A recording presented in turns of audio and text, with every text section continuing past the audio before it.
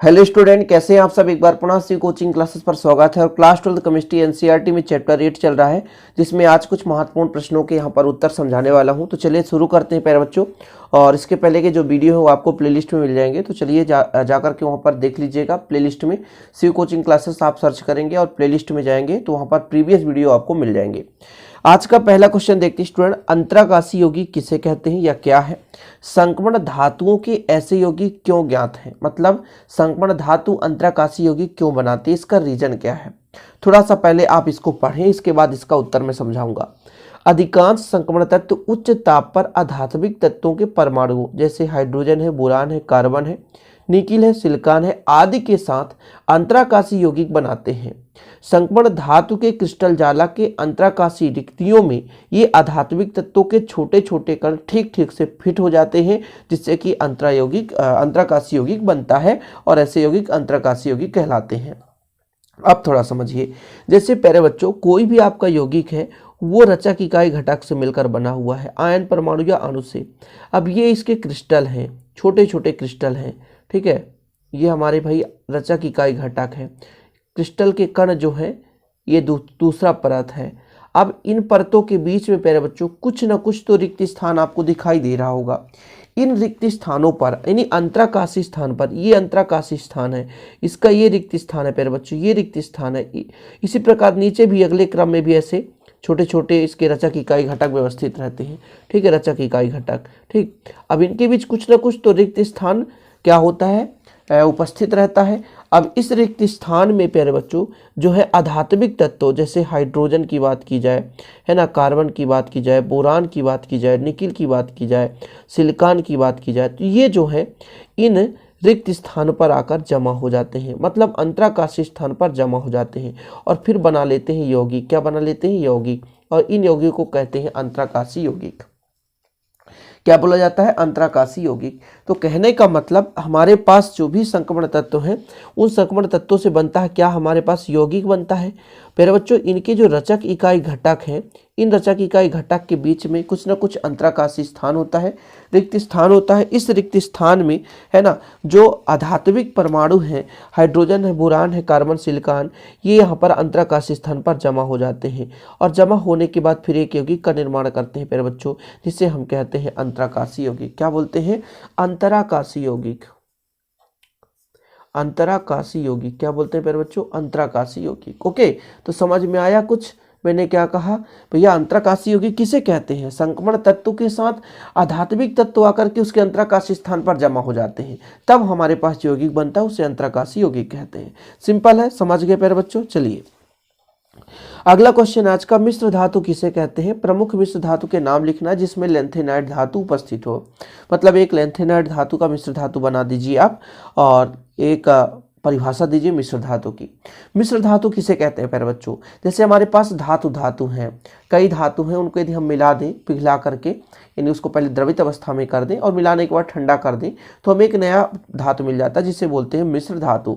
मतलब दो या दो से अधिक धातुओं का मिश्रण या धातु या अधातुओं का, है ना, मिश्रण मिश्र धातु कहलाता है। हमने क्या कहा, आपके पास दो धातु हैं, जैसे तांबा, जिंक और जस्ता, जो भी लेना चाहे, जिंक, जस्ता, कॉपर ले लें या जस्ता ले लें, इनको हम द्रवित अवस्था में पिघला देते हैं। पिघलाने के बाद इन दोनों को मिला देते हैं और मिलाने के बाद इसको यदि ठंडा कर दें तो हमें एक मिश्र धातु मिल जाता है। इसी प्रकार से प्यारे बच्चों दो या दो से अधिक धातुओं को आपस में मिला दें या धातु या अधातुओं को आपस में मिला दें तो एक समांगी मिश्रण बन जाता है, जिसे हम क्या बोलते हैं? मिश्र धातु कहते हैं। समांगी मिश्रण का मतलब क्या होता है प्यारे बच्चों? समांगी मिश्रण का मतलब ये होता है कि उसके प्रत्येक भाग पर, जैसे दो धातु आपस में मिल रहे हैं तो जो भी नया धातु बन रहा है जिसे मिश्र धातु कहेंगे, उसके प्रत्येक भाग पर दोनों चीज की समानताएं होगी। ऐसा नहीं होगा कि एक कोने पर टीन हो गया और एक कोने पर जस्ता हो गया, ऐसा नहीं। टीन और जस्ता दोनों एक बिल्कुल कंप्लीट रूप से हर जगह विद्यमान होंगी, ठीक है। जैसे आप गुलाब जामुन देखते हो, जब उसको हम सीरा पे डाल देते हैं प्यारे बच्चों तो उसके प्रत्येक भाग पे सीरा क्या हो जाता है? जमा हो जाता है। मतलब आप अंदर भी देखोगे बाहर भी देखो, हर जगह बराबर मीठा लगेगा। इसका कारण मतलब ये है कि वो समांगी रूप से यानी समान रूप से हर जगह फैल चुका है। इसी प्रकार से मिश्र धातु क्या है? एक समांगी मिश्रण है। दो या दो से अधिक धातुओं का समांगी मिश्रण या धातुओं का समांगी मिश्रण प्यारे बच्चों मिश्र धातु कहलाता है। ठीक, क्या कहलाता है? मिश्र धातु कहलाता है। प्रमुख मिश्र धातु जिसमें लैंथेनाइड होता है, मिश्र धातु जिसमें 95 लैंथेनाइड और 5% आयरन के साथ थोड़ी सी मात्रा में सल्फर है, कार्बन है, कैल्शियम और एल्युमिनियम मिला देने से प्यारे बच्चों हमारा एक मिश्र धातु बन जाता है। और इसका उपयोग हम करते हैं गोली के आवरण और लाइटर में, है ना, मतलब गोली का आवरण बनाने के लिए इस मिश्र धातु का हम प्रयोग करते हैं। इसी प्रकार अगला क्वेश्चन देखते हैं प्यारे बच्चों, Ti2 पॉजिटिव यानी टाइटेनियम 2 पॉजिटिव, वेनेडियम 2 पॉजिटिव और क्रोमियम 2 पॉजिटिव प्रबल अपचायक होता है, क्यों? अपचायक का मतलब जो दूसरे को अपचायित कर दे और खुद ऑक्सीकृत हो जाए। तो इसका कारण है प्यारे बच्चों M2 पॉजिटिव, सारे के सारे 2 पॉजिटिव है और ये मतलब M2 पॉजिटिव अपान M का मान जो है ऋणात्मक होता है, इस कारण से प्रबल अपचायक होता है। ठीक है, यानी इसका मुख्य कारण है M2 पॉजिटिव अपान M, यानी प्यारे बच्चों ये इलेक्ट्रॉन त्यागने की अवस्था है, यानी 2 इलेक्ट्रॉन त्यागने के बाद, और ये मूल अवस्था में यानी इनका मान ऋणात्मक होता है, इस कारण से क्या है प्रबल अपचायक होता है। ठीक, चलिए सीधा क्वेश्चन पूछा जाएगा, इसी प्रकार आपको लिखना भी है। अगले क्वेश्चन पर चलते हैं जो कि काफी इंपॉर्टेंट है कि संक्रमण धातुओं के परमाणुकरण की एंथैल्पी उच्च होती है, क्यों?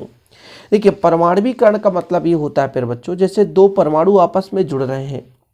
जब 2 परमाणु आपस में जुड़ेंगे प्यारे बच्चों तो इनके इलेक्ट्रॉन एक दूसरे के संपर्क में आएंगे।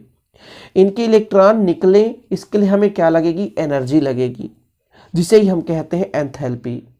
मतलब परमाणुकरण यानी 2 परमाणु आपस में जुड़ रहे हैं तो उनके इलेक्ट्रॉन का आदान प्रदान होगा। इलेक्ट्रॉन के आदान प्रदान होने के लिए इलेक्ट्रॉन त्यागना भी जरूरी है, और इलेक्ट्रॉन कब त्यागेगा? जब उसको हम एनर्जी देंगे, और वही एनर्जी क्या कहलाता है? एंथैल्पी। लेकिन प्यारे बच्चों जो हमारा संक्रमण धातु है उसमें न्यूक्लियर आवेश ज्यादा होता है, मतलब नाभिकीय आवेश ज्यादा होता है, क्योंकि इसका परमाणु क्रमांक भी उच्च होता है, इलेक्ट्रॉन की संख्या अधिक है, इसलिए नाभिकीय आवेश उच्च है। अब जब नाभिकीय आवेश उच्च है प्यारे बच्चों, कहने का मतलब इलेक्ट्रॉन निकालना आसान नहीं है, यानी नाभिकीय आवेश उच्च होने के कारण, इलेक्ट्रॉनों की संख्या अधिक होने के कारण ये मजबूती से धात्विक बंध बनाते हैं, और धात्विक बंध बना लेने के कारण इनसे इलेक्ट्रॉन त्यागने के लिए प्यारे बच्चों अधिक ऊर्जा लगती है।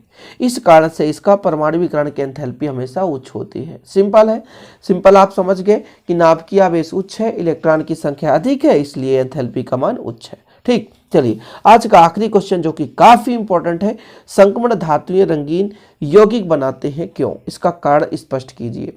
थोड़ा सा आप समझेंगे प्यारे बच्चों, संक्रमण धातु किसे कहते हैं? जिसमें डी ब्लॉक में इलेक्ट्रॉन प्रवेश करता है। जैसे आपको पता होगा, आपके पास जो डी होता है प्यारे बच्चों, उसको हम इस प्रकार से बनाते हैं। कितने ऑर्बिटल है इसके? 5 ऑर्बिटल। ये जब संकरित अवस्था में होते हैं तो ये 2 भागों में बांटे जाते हैं, एक निम्न ऊर्जा स्तर और एक उच्च ऊर्जा स्तर। तो निम्न में 3 ऑर्बिटल हो जाते हैं प्यारे बच्चों, और उच्च में 2 ऑर्बिटल हो जाता है। ठीक है, ठीक, ये हुआ। अब आपको समझना है, जैसे मान के चलते हैं इस पर 3 इलेक्ट्रॉन है या 4 इलेक्ट्रॉन, तो 1 2 3 और ये 4 इलेक्ट्रॉन। अब होता क्या है स्टूडेंट कि जब रिक्त डी ऑर्बिटल होता है, क्या? रिक्त डी ऑर्बिटल, तो फिर होता क्या है कि इन इलेक्ट्रॉनों का अपने ही ऑर्बिटल्स में, है ना, गति करना। और कहने का मतलब जैसे आपके घर में 5 कमरे हैं और 3 व्यक्ति हैं, तो फिर तीनों व्यक्ति क्या सोचेंगे कि कभी हम उस कमरे में सोए, कभी इस कमरे में सोए, कभी उस कमरे में सोए। तो भैया जब इलेक्ट्रॉन निम्न ऊर्जा स्तर से उच्च ऊर्जा स्तर की ओर चलता है, ये निम्न ऊर्जा स्तर है, क्या? निम्न ऊर्जा स्तर, ये उच्च ऊर्जा स्तर, क्या है? उच्च ऊर्जा स्तर। अब थोड़ा समझने की बात ये है कि जब इलेक्ट्रॉन निम्न से उच्च ऊर्जा स्तर की ओर जा रहा होता है प्यारे बच्चों, तब एनर्जी की आवश्यकता होती है। क्या होती है? एनर्जी की आवश्यकता होती है।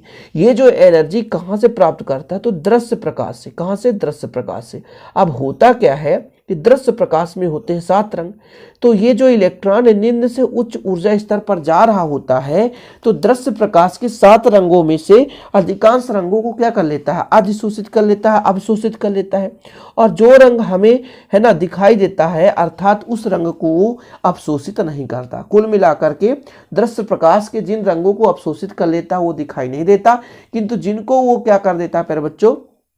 परावर्तित कर दे, परावर्तित नहीं कह सकते, कुल मिलाकर जिसे अवशोषित नहीं करता, अर्थात जिसे वो रिफ्लेक्ट कर देता है प्यारे बच्चों, जिसे वो त्याग देता है, जिसे ग्रहण करने की उसके पास क्षमता नहीं होती, वो कलर हमें दिखाई देती है। यानी 7 रंगों में जिन रंगों को अभी अवशोषित कर लेता है वो रंग हमें दिखाई नहीं देती, बल्कि जो रंग अवशोषित नहीं करता वो है ना हमें दृश्य प्रकाश के रूप में दिखाई देती है। यही इसका कारण है।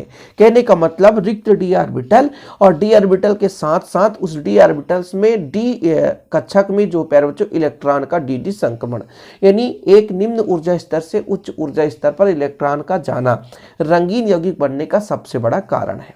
देखिए, संक्रमण धातु आयनों का रंग अपूर्ण रूप से भरे हुए N-1 डी कक्षक के कारण होता है।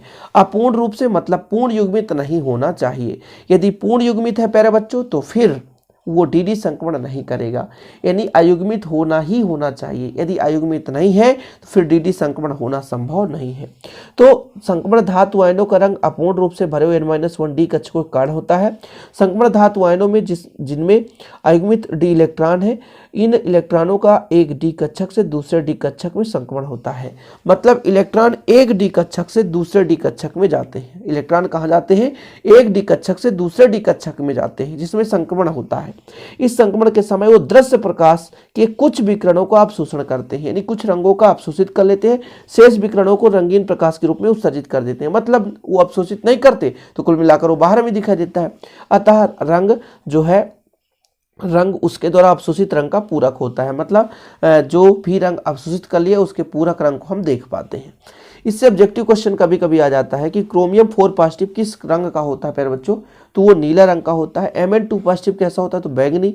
Fe2 पॉजिटिव हरा, क्रोमियम 3 पॉजिटिव तो बैगनी है ना, और ये आपका Mn3 पॉजिटिव तो गुलाबी, और प्यारे बच्चों Fe3 पॉजिटिव तो पीला। तो ये आप स्क्रीनशॉट ले लीजिएगा।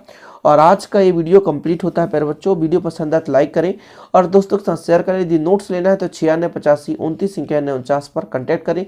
छोटा सा अमाउंट आपसे लिया जाएगा, हैंड रिटन नोट्स दिया जाएगा। चलिए प्यारे बच्चों, मिलते हैं अगली वीडियो के साथ। तब तक के लिए जय हिंद, वंदे मातरम।